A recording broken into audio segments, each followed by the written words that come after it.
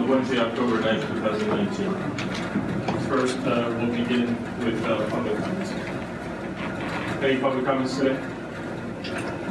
Sure. Morning. Oh, look at that.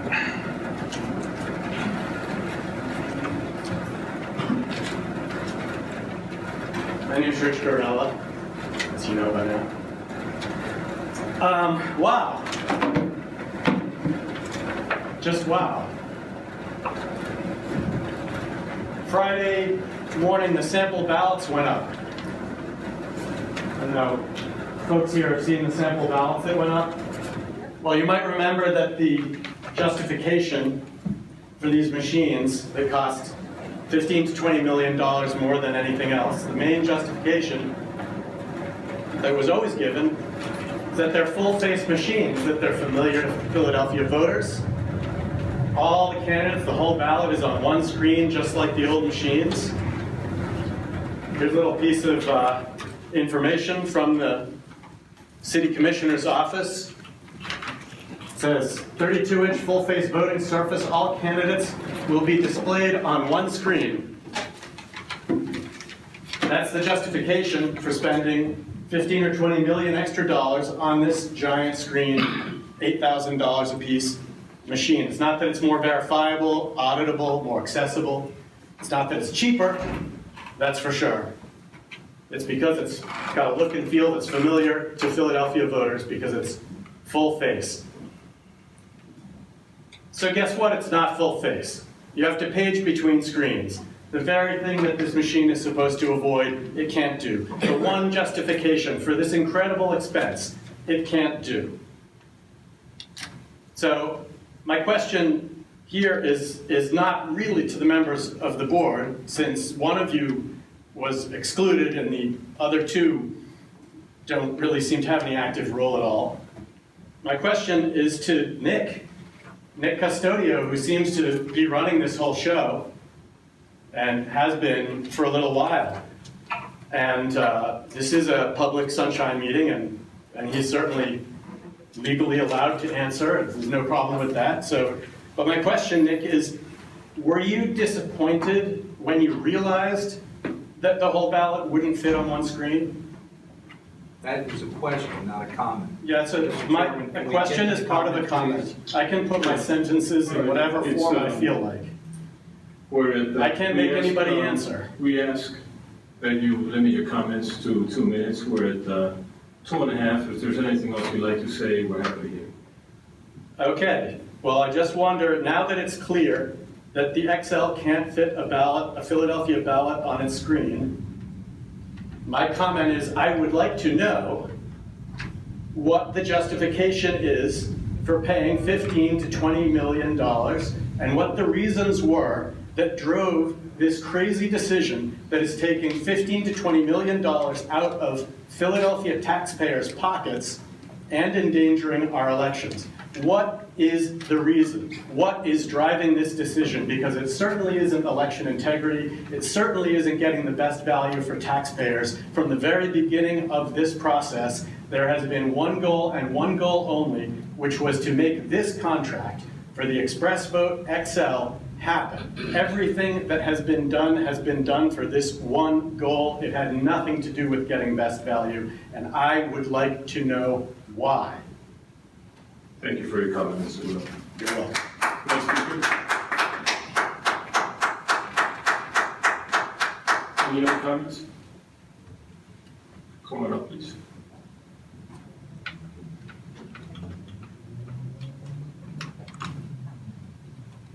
Good morning, everybody. I'm Francis McCloskey, a resident of South Philadelphia, and I am very unhappy about the news of this newfangled voting machine, the ExpressVote XL.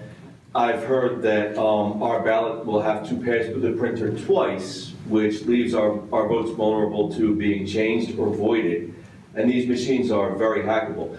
Next year, I absolutely will not vote for Donald Trump, and I don't want some newfangled machine to make me look like a liar. So we're probably stuck with these machines for this year, but I hope this will be the only year that we're stuck with these machines. Next year, we should switch to hand-marked paper ballots that would be scanned. Thank you, sir. All right. Any other public comments? Hearing no response, then we'll move on to the supervisor's reports. Either Mr. Kelly or Mr. Reyes. Mr. Reed. Good morning, Your Honors, Commissioner.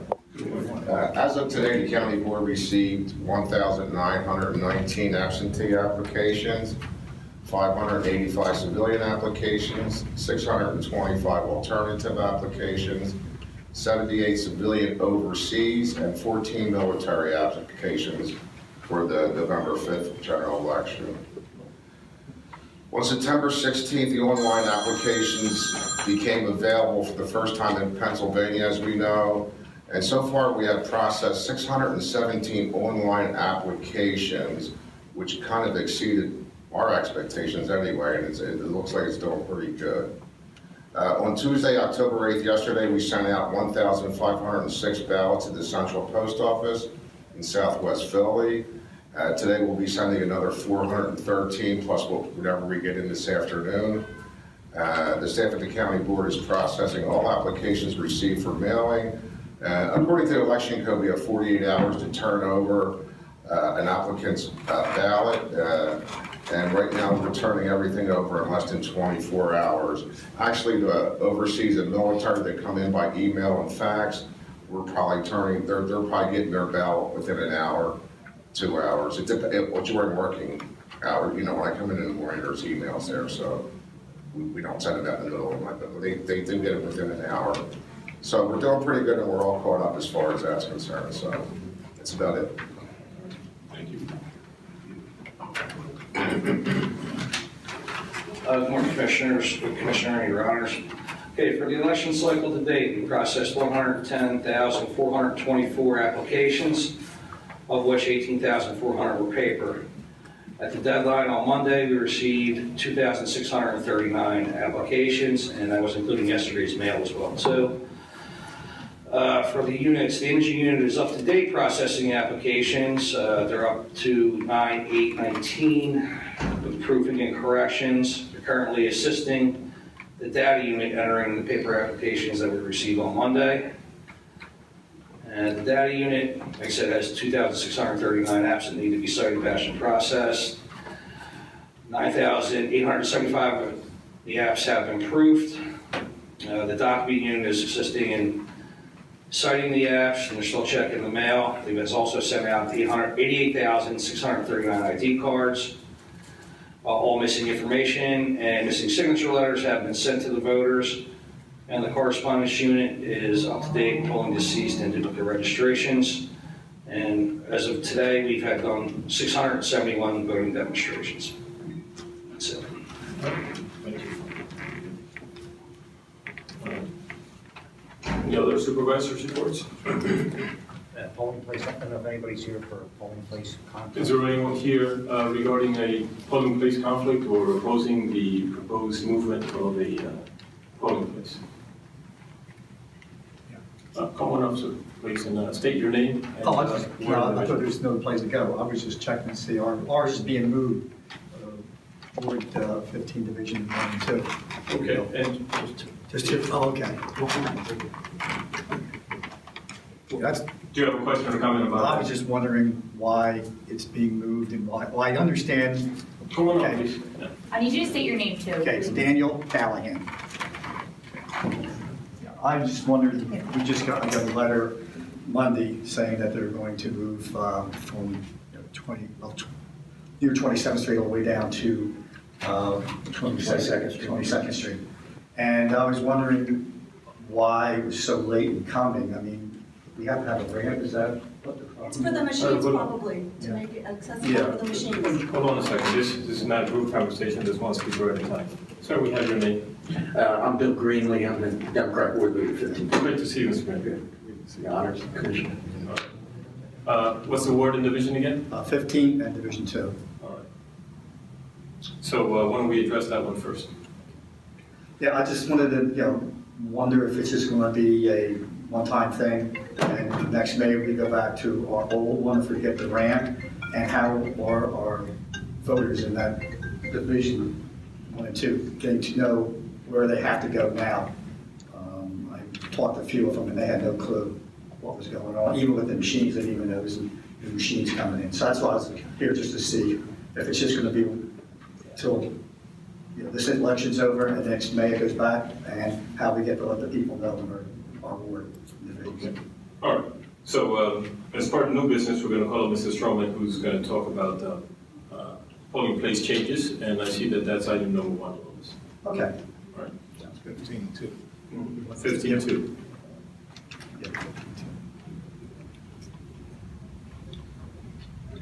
What are your thoughts, Mr. Was this your request? That's what I, reluctantly, because, Your Honor, because there's really no place else to put this polling place that's even reasonably close. The church that we've had for 40 years is not accessible.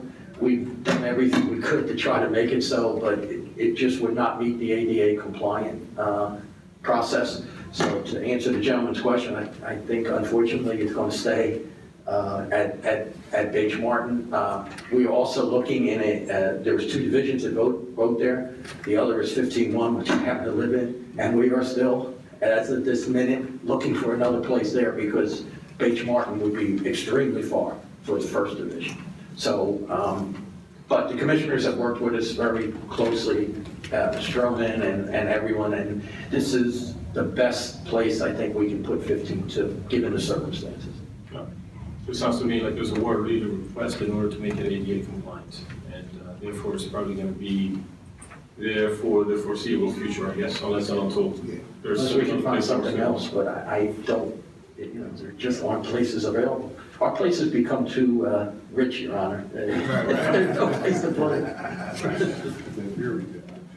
Yeah. All right. Okay, like I said, I'd like to know if there's going to be any kind of mail out to the voters, or there's some kind of thing so people know. I can speak. I'll speak. Okay, that's strong. Okay. All right. Anything else? Well, I mean, to answer his question, we were going to do everything we can to get the notice out. I already have one plan, but didn't want to put it out until it was actually approved. But Okay. we are going to do what we can to notify the voters, and then they'll yell at us, I guess. All right. Thank you. All right, so what we do for the public, we'll hang a sign at the old polling place and the new polling place. We'll hang 6 signs throughout the division. Everyone in that division will get a new voting card. So we do everything we can to let everybody know that there's a change. And that all that happens like a week prior to election day. We don't want to put the signs up too early because people will rip them down. Even so, they'll still get a voting card. So everything's going to move forward in that way. All right? So the first one on the agenda, I guess we talked about already, 15-2, to move from the Baptist Church to the H. Martin School. And of course, it's not handicap accessible, so we have to move out of that facility, so we're going to move over to H. Martin, so that would be 15-2, which is handicap accessible. All right. I move to approve that change. Second move. I vote aye. All right. Done. The next on the agenda was 3921 Anthony's Restaurant. There are several steps. It's not handicap accessible. And we're asked to move it over to Whitman Branch Library at 2nd and Snyder, and that is handicap accessible. The I next move to one, approve that change. I vote aye. next one on the agenda is Ward 40, Division 31, Patterson School. It's not handicap accessible, so we're asked to move it to Hardy Williams Veteran Center at 7100 Grovers Avenue, which is fully handicap accessible. I move to approve that change. Second. I vote aye. Approved. The next one on the agenda is Ward 57, Division 22, moving from Pencrest Gym to the Torresdale Rec Center. The only reason why we moved out of the rec center is because it was under construction last election. So we're just moving it right back into the division where it should be. Okay. I move to approve that change. Your Honor and Commissioner, the next one on the list is the Ward 12, Division 13, which has been going on for about a year now. Yes. Ms. Ravenel, I did visit the site that you asked me to do, and I put pictures up there for you. I concluded that the site is more than large enough for 2 divisions. There's a handicap parking spot in the lot very close to the back door. There's an entrance in the front, there's an entrance in the back. It's a very short walk from the parking lot into the entrance. I did speak to Ms. Ravenel and asked her to come, but I guess she didn't make it, but. Oh, Ms. Ravenel, yeah, and then, we'll conclude with Mr. Stroman if you have any further questions that he can answer. I guess, because I just talked to him, he did tell me he went to the new polling site, that the one is currently there. But when we were there last time, I spoke to the social service person. All that stuff that was in the room that they were supposed to move, they did not move. And Mr. Stones did not even check to see whether anything was done. So we had to, my son and I came Monday night, so we had to move stuff to the side so that we could fit the polling places there. So Can you speak into the microphone, please? I'm sorry, so we just fit the polling places there. And it wasn't, it was chaotic the first day, and my voters were frustrated. And also I have a, if you don't mind if I can read this? Sure. Let's see. Okay, it says the first reason, I'm committee person in 1213, Ward Division over 13 years, and I'm here to ask that you change the 12 Ward 13 Division polling place from Elders Place located at 53 East Worcester Street back to its original over 30 years location, Mass Street Down Worcester School campus located at 67 Springer Street. For the following reasons. First reason, the new ward leader, Mr. Ted Beatrice Stone's lack of knowledge and experience has voted into this role by 13 or 14 votes out of 48 committee people. There are about 5 more committee people running for that position. Okay, Mr. Stones took it upon himself to begin making many changes to the ward without the input and the communication from the committee people. The first committee meeting was held at the Elders Senior Center of Germantown Avenue. At this meeting, almost all the committee people attended, and we had a full house. And that meeting didn't go very well because he wanted to make changes to the policies that no one has seen. All our other meetings were held at Elders Place, 53 East Worcester Street. Maybe 3 or 4 or 5 meetings, fewer committee people attended because a lot of them were not informed about the meeting. All these meetings were conducted ahead of Mr. Stones. He was never ever called or conducted an executive meeting, even as of today, October 9th, 2019. Mr. Stones had been controlling and not leading, but controlling this war from day one. I believe a lot of issues and problems would have been addressed and resolved if we also had executive meetings. Second reason, Mr. Stone took it upon himself to change 2 polling divisions, 12 Ward 13th Division and 12 Ward 14th Division, which was located at Worcester Playground on 8th Street, to Elders Place with some type of communication agreement within himself and the social service person at Elders Place. These changes were made without any type of input or communication from the elected committee people of those 2 divisions involved. Not myself, nor my committee partner, Patricia Rowland, nor the 2 committee persons in the 14th Division. I personally asked for them myself. No one resigned. One resigned on election day, and the other committee person is also a member of the executive board, whom I officially met in May on election day. If you want verification and proof, from me, you can contact them with the information you have on file. The 12th and 14th Division Board of Elections love the change and want to stay there. I did not know how their voters feel about the change. The third reason, the 12th Ward 13th Division Board of Elections, as well as many of our registered voters, were shocked and frustrated and wanted to know why did they move the polling place from the school. They too like voting at the school. It was less congested and more relaxed, open and social environment, and it is handicap accessible. Each election at the school is like an exciting historical event, experiencing the transformation from one generation to another. When election day, May 25th, a little over 5 petitions were signed to move the 13th Division back to the school. After we had circulated a few more petitions in the heat, according to Mr. Stroman, there were 96 signatures on the petition. 77 of them were good. That is about 80% of the signatures presented. Before I submitted the petitions, I asked Mr. Stroman, was that enough signatures? He told me that was more than enough. I only needed 10. According to the primary election 2019 street list for 12th Ward 13th Division, there are 34 registered voters at Elders Place 1, 53 East Worcester Street, and 43 registered voters at Elders Place 2, 80 East Powell Street, a combined total of 477 voters out of the complete list of 577 voters. This may include people who no longer live, at residence who have passed away. Finally, Mr. Stone's reason for moving 12th Ward 13th Division is unjustifiable and discriminatory. Many of the seniors at Elders Place 1 and 2 are mobile, Even though some may have canes, walkers, and wheelchairs, they still manage to go when and where they want to and with pride. If you're going to consider seniors, you must consider them all, including those seniors who do not live in elder space 1 and 2, but those who stay in their long time fully invested residents, which are located on the following streets in the 13th Division, which includes the odd unit block of Worcester Street, unit blocks of East Column, East Ashby, and Bringhurst Streets, the even unit side of East 10th Street, the odd side of 200-300 block of Lena Street, the 5100 block of Lubingham and Sheldon Streets, the 5100 to 5200 block of Wakefield Streets. The polling place located at the original location down Worcester School has been the perfect spot for many years for the 13th Division, with no problems at all that I know of. As for the location of Elvis Place, 53 Worcester Street may be the perfect spot for one polling place, and that is 12-14 Division. They love it there. But as for the 12th Ward, 13th Division, the perfect place for them is Mass Street, down Worcester School, 67 East Springhurst Street.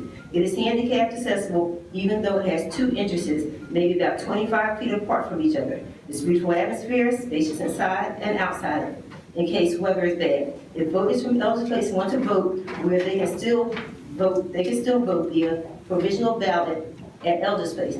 And for any residents at Elder Place, 1 or 2 who need a ride to and from Mass Street down to school, it would be an honor to pick them up and bring them back and forth, just like we have been doing for the past years. And our system was never broken. There was no need to fix it. And I want to thank you for giving me the opportunity to be part of this second hearing, since I was not part of the second hearing when the change was made. I believe a lot of your time and money involved in changes like this can be avoided if committee people along with board leaders be a part of these types of polling changes requests, especially for the reasons such as this one. So I'm asking that you vote in favor to move 12 Ward 13 division back to Mass Street down to school, so that we begin to let our voters know that they're going back home and to start educating them and giving them more information about the changes in the upcoming election and to do something to the new voting machines. I believe education and trust is the key to get our voters out, and that is what I expected from the new board leader, Mr. Summers, but been totally disappointed with this lack of ability to lead. Opportunities to learn don't last forever. We are going backwards instead of forward as a ward. And also, sometime in the future, maybe you can provide, especially for new ward leaders, maybe some training classes, tapes or videos, or even a website on how to be an effective ward leader, which include helpful input and insight from the wards that are very effective. So thank you. Thank you. Thank you. Mrs. Stroman? Well, that was quite a presentation. Only thing I can say is I'm here just to give you the facts. And if you look at the pictures, Your Honor, the place that I visited is fully handicap accessible. There's parking very close. As far as the room being covered with debris and all that would be my responsibility to make sure it's cleared out. All I have to say is that I can't get in the middle between the two of them. I can only state the facts. And what I've seen from Elder's Place, it's definitely a fine location for 2 divisions. If you see the map that I gave you, both of the facilities sit in that division. So if you look down the bottom where the Elder's Place is, it just seems to me there's more streets down there. I can only look at the map and come to that determination. I don't live in the neighborhood. I'm just trying to give you the facts. So whatever the decision is, it's fine with me. The Worcester School can be made handicap accessible with a ramp. So that's what we were doing all through. So it's not handicap accessible? It's not handicap accessible unless we give them a ramp. That's correct. The other one is handicap. Yes. Fully handicap accessible.